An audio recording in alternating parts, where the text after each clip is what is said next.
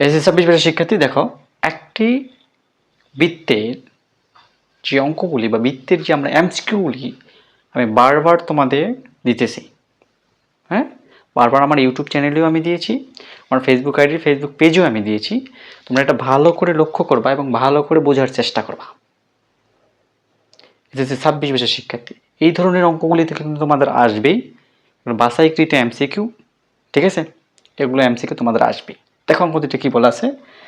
একটা বৃত্ত ঠিক আগেরটার মতোই, আগে আমরা যে আলোচনা করেছি এটার মতোই, এ বি, এখানে বি কোণ এক্স, এডিসি এখানে ডি কোণ হলো 2x, এখানে হলো 80 ডিগ্রি।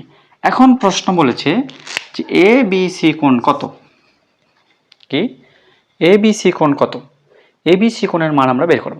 আমি কি বলেছি, বৃত্তস্থ যে চতুর্ভুজ থাকে এই বিপরীত কোণগুলির মান বা বিপরীত কোণগুলির সমষ্টি 180 ডিগ্রি।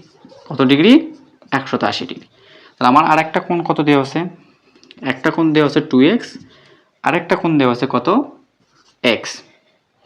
তাহলে আমার কত হলো এই জায়গায় হলো আমার 3x, 3x সমান কত, 180 ডিগ্রি, বা x সমান কত আমার 180/3।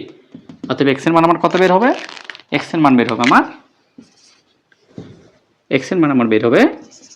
60 ডিগ্রি। এটি হলো অ্যান্সার। এসএসসি 26 ব্যাচের শিক্ষার্থী, ভালো করে দেখে রাখবা এবং নিয়মটি মনে রাখার চেষ্টা করবা। পরীক্ষায় এই নিয়মের অঙ্ক আসবেই, এটা 100% শিওর।